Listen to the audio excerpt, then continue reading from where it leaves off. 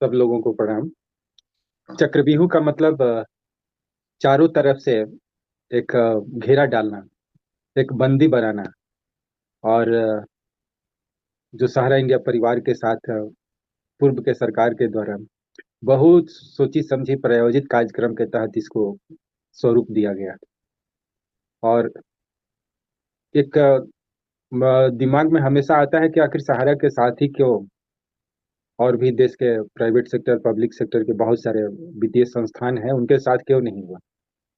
तो इस संबंध में सर हम जो मेरे पास जानकारी है, लगभग मेरे जानकारी में, संज्ञान में ये सत्य है कि जब सहारा इंडिया का एक परचम लहरा रहा था पूरे देश विदेशों में, राष्ट्रभक्ति का सभी भारतीयों के साथ साथ सहारा इंडिया परिवार के सभी लोग, एक एक लोगों के अंदर अ, भारतीयता और अपने राष्ट्रभक्ति के प्रति बहुत ज्यादा समर्पण रहा। मतलब आज पूरे भारत के हर लोग जो सहारा परिवार से जुड़े हैं वो जानते हैं कि सहारा इंडिया परिवार ही है जो भारत माँ के छवि पर माल्यार्पण करता है। और मीटिंग का प्रारंभ है माता के छवि पर माल्यार्पण करके ही करता है। राष्ट्रीय गान करके मीटिंग का समापन करता है। कहीं भी राष्ट्र में देश में अपना आपदा आ गया, विपत्ति आया, तो वहां बढ़ चढ़ के भाग लेता है। तो सहारा इंडिया परिवार के एक राष्ट्रभक्ति का एक बहुत मैंने अच्छा जो मेरे जीवन काल में देखे हैं और समझ में आया, वो बहुत ही बेहतर। और उसी में एक कड़ी था, एक उस समय जो यूपीए सरकार का चल रहा था, बहुत ही बेहतर पूर्ण बहुमत कहिए, बहुत बड़ा ऐतिहासिक बहुमत से जीत हुई थी। क्योंकि उस समय राजीव गांधी जी के दक्षिणी भारत में हत्या हुआ था बम ब्लास्ट के द्वारा। तो पूरा देश सिंपैथी के रूप में एक अपनापन के साथ, बड़े भावनाओं के साथ कांग्रेस पार्टी को बहुत भारी बहुमत से जिताया।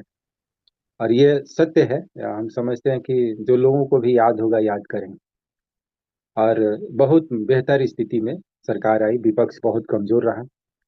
और जो आज जितने भी प्रबुद्ध लोग हैं, पढ़े लिखे हैं, सब लोग अब बताने की जरूरत नहीं पड़ेगी, सब लोग समझ रहे हैं कि कौन पार्टी क्या है और किस तरह से कार्य किया। उस दौर में जो यूपीए का गवर्नमेंट काम कर रही थी, वो उसमें बहुत सारे ऐसे लूप फॉल पॉइंट था जिससे पुनः भारत गुलामी की ओर अग्रसर होने में ज्यादा वक्त नहीं लगा। तो सहारा इंडिया अपने मास कम्युनिकेशन डिवीजन के माध्यम से एक श्रृंखला जारी किया, जिस श्रृंखला का नाम था भारत गुलामी की ओर।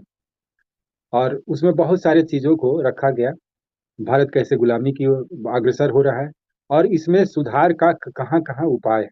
क्योंकि अक्सर देखते हैं कि हम लोगों में एक आदत होती है कि अपने किसी को कमी को जरूर रख देंगे, लेकिन कमियों को सुधार का बेहतर स्थिति में आ जाए उसके लिए कोई सुझाव नहीं रखते हैं।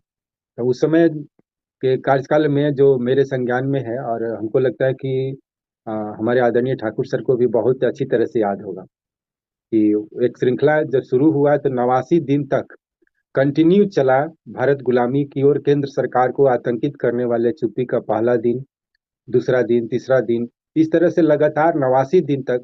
फिर भी केंद्र सरकार इस पर ध्यान अपना आकर्षित नहीं किया कि आखिर सहारा इंडिया मास कम्युनिकेशन डिवीजन के तहत जो ये अपने देश के प्रति हमको सचेत होना चाहिए, हमारा देश पुनः गुलाम ना हो, और मास कम्युनिकेशन डिवीजन से हम बात करें या परम आदरणीय पूजनीय सहारा श्री जी से हम बात करें। लेकिन उस पर कोई पहल नहीं किया। तो सहारा इंडिया परिवार मास कम्युनिकेशन डिवीजन के द्वारा एक मैगजीन निकाल के दिया गया था जिसका नाम था भारत गुलामी की ओर। और उस मैगजीन पर पूरा एक पूरा पृष्ठ हमको याद नहीं है, लेकिन हमको लगता है कि लगभग 60-70 से कम नहीं होगा वो पन्ना। और उसमें पूरा पूरा ये जिक्र हुआ था कि अपना देश गुलामी की ओर अग्रसर हो रहा है, इसको बचाने के लिए क्या क्या उपाय किया जा सकता है।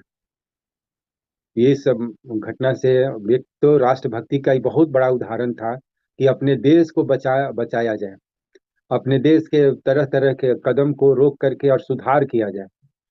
और ये राष्ट्रभक्ति का इससे बड़ा उदाहरण नहीं हो सकता है। लेकिन सत्ता के मद में लोग उस समय अपने आप को समझने लगे कि जो हूँ सो मैं ही हूँ। और सहारा इंडिया को वहीं से एक चक्रव्यूह तैयार किया गया कि सहारा इंडिया को परेशान करने का एक बहुत बड़ा षड्यंत्र चालू हुआ। और वही नहीं, एक नस्नाबुद का कहिए या सहारा इंडिया का योग का आधार मजबूत नहीं होता, एक विश्वास का अटूट चट्टान हम सबके सामने नहीं होता, तो आज हम लोग इस डिबेट में नहीं शामिल होते। तब उस समय जो है शुरू हो गया रोशन लाल व्यक्ति के द्वारा एफआईआर करना। और वो व्यक्ति जो रोशन लाल नाम के व्यक्ति थे, वो कहीं काल्पनिक नाम था। और उस व्यक्ति के पोस्टल डिपार्टमेंट के द्वारा थाना वेरिफिकेशन के द्वारा जांच करने पर कहीं से भी स्पष्ट नहीं हो पाया कि वह व्यक्ति कौन है।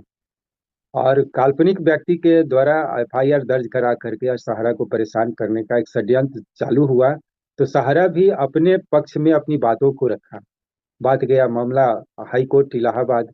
तो एक क्लीन चिट दिया हाई कोर्ट इलाहाबाद की सहारा गलत नहीं है, सहारा अपनी जगह सही है। फिर सेबी को निर्देशित किया गया और सेबी के द्वारा हुआ कि भाई, सेबी कहा कि फिर मेरे पास ऐसा कोई कानून नहीं है जिससे हम सहारा को तंग करें, ये मेरे अधिकार क्षेत्र से बाहर का। तो फिर 2000 शायद 12 में, हो सकता है हम गलत हों डेट बताने में, लेकिन 2012 में ही मेरे समय से एक नया कानून बनाया गया। और चूंकि विपक्ष कमजोर था, कानून 3/4 बहुमत से पारित हुआ। और पारित करने के बाद वो अधिकार क्षेत्र दिया गया सेबी को। और वहां से जो शुरू हुआ सहारा को परेशान करने के लिए, तो एक बहुत बड़ा षड्यंत्र के तहत सहारा को कदम कदम पर परेशान करने के लिए भारत सरकार के द्वारा स्टेप उठाया गया। यहाँ तक कि 18 रेगुलेटर को भी लगा दिया गया, वो भी जांच करें।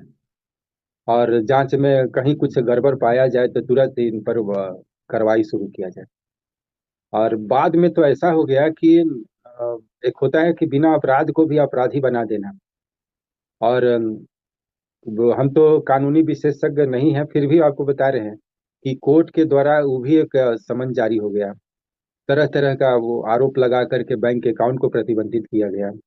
और माननीय सहारा सूरी जी को उस समय जुडिशियल कस्टडी में 2014 में, शायद ठीक हो तो सर बताइएगा। तो उस समय उनको ये आदेश हो गया कि नहीं, उनको जुडिशियल कस्टडी में रखा जाए और 10,000 करोड़ का बेल बॉन्ड रखा। हमको नहीं लगता है कि भारत के इतिहास में जो ऐसे एक षड्यंत्र के तहत और इतना बड़ा धनराशि बेल बॉन्ड के लिए रखा गया, बिना अपराध का 2 बरस 2 महीना 2 दिन तक जुडिशियल कस्टडी में रहे। वहीं से वो एक किताब का संरचना भी किए। और जिस योजना पर आरोप लगाया गया, उस योजना को माननीय सहारा श्री जी का बहुत ही एक धर्म विचार रहा कि हम लड़े लेकिन हमारे सम्मानित निवेशक मेरे लड़ाई से प्रभावित ना हो, उनका कोई नुकसान ना हो। तो जब जब जिस योजना पर एक उंगली उठाया गया, प्रश्न किया गया, निवेशकों को भी चौक कर दिया जाए, उनको भी ब्लॉक किया जाए, तो इस पर भी आरोप हुआ कि तब कंपनी जो है एक कदम उठाई। और उठाने के बाद उन योजनाओं को जो विवादित योजना बना, तो उससे योजना से हटाया गया, दूसरे योजना में उनको शिफ्ट कराया गया। और पहले से अधिक ब्याज दर देके उनकी सहमति लेकर के और उन योजनाओं को स्थानांतरित किया गया। जबकि आज के डेट में आंदोलनकारी लोग बोलते हैं सहारा गलत किया, सहारा ऐसे किया वैसे किया, लेकिन रियलिटी यही था जो मैंने देखा है कि अपने प्रबंधन चाहा कि हम खुद सामने लड़े, हमारे निवेशक सुरक्षित रहे और उनको इस विवाद से कोई नुकसान ना हो। इस तरह से दौर चलते चलते चलते चलते मतलब एक लंबा समय बीत गया। और इसलिए लंबा समय बीता कि सहारा इंडिया परिवार भी अपने सत्य की लड़ाई के लिए, अपने हक के लिए पीछे नहीं हटा। और सरकार में बैठे हुए बड़े बड़े लोग जो है मिथ्याभिमान में अपने आप को, मतलब दूसरे भगवान को मान करके चलने वाले लोग गलत स्टेप भी उठाते गए। अंततः ये हुआ कि आदरणीय सुप्रीम कोर्ट के उस समय हमारे जो जजेज थे, वो सहारा के संपत्तियों पर प्रतिबंध लगाना शुरू किए। उसके बाद प्रतिबंध जो है अभी चालू ही था, तब तक बैंक अकाउंट पर प्रतिबंध लगाना, नए इस योजनाओं को बंद करना जो करेंट स्कीम था। तो इस तरह से कभी कभी हमारे प्रबंध निदेशक महोदय हमेशा बोला करते थे कि एकदम हाथ पांव बांध करके दौड़ाना ये कहीं से कोई उचित नहीं। तो एक बड़े षड्यंत्र के तहत एक बड़ा चक्रव्यूह रचा गया और रच करके, जैसे डालमिया को परेशान किया गया, आपको वोडाफोन को भी परेशान किया गया। तो ये हम समझते हैं कि लोकतंत्र की हत्या होती है। अगर कोई भी संस्थान अच्छा है, बेहतर है, अगर कहीं गलत भी किया है तो उनको आर्थिक दंड जरूर दें, लेकिन इस तरह से परेशान जो सहारा को चारों तरफ से चक्रव्यूह रच करके, इसमें हमारे सम्मानित निवेशक, 12 से 15 लाख कार्यकर्ताओं का रोजी रोटी सब प्रभावित हुआ। और हमको लगता है कि उस समय राष्ट्र हित का ध्यान हमारे बड़े बड़े लोगों को नहीं रहा। अगर राष्ट्र हित का ध्यान होता, जनता के सुख दुख की चिंता होती कि अगर इतने ये कदम उठाने से 13 लाख 13 करोड़ निवेशक हमारे प्रभावित होंगे, तो क्यों नहीं हम सहारा को ही आर्थिक पनिशमेंट दें। लेकिन वो सब कुछ नहीं, सीधी सी बात थी कि जो हमने आदेश दिया है और जो ऑर्डर किया उसको पालन हो। हमारे सेबी के चेयरमैन उस समय थे, उनका भी कार्यकाल को एक्सटेंशन किया गया कि बहुत बेहतर तरीके से परेशान करने का उनके पास बहुत ज्ञान है और बहुत अच्छा कदम उठा रहे हैं सहारा के लिए। तो उनको भी एक्सटेंशन करके बढ़ाया। आप उस समय देखे होंगे कि जब हमारे जज आदरणीय राधा कृष्णन साहब जब रिटायर किए थे, तो उनका स्टेटमेंट था कि सहारा के केस को लेकर के मेरे ऊपर इतना ज्यादा दबाव था कि उसका असर मेरे बच्चों और परिवार पर पड़ा। तो हम समझते हैं कि कहीं से भी सहारा परिवार गलत नहीं था। गलत एक चक्रव्यूह तैयार करके परेशान करने का पूरा सोचा समझा षड्यंत्र था।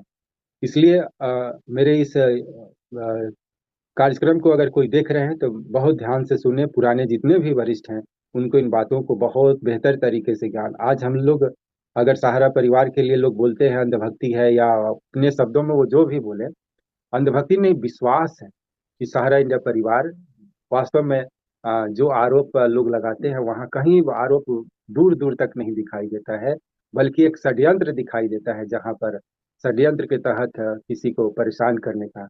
इसलिए हम सब लोग आज लाखों को सहारा इंडिया परिवार के कार्यकर्ता फील्ड ऑफिस के सहारा के साथ खड़े।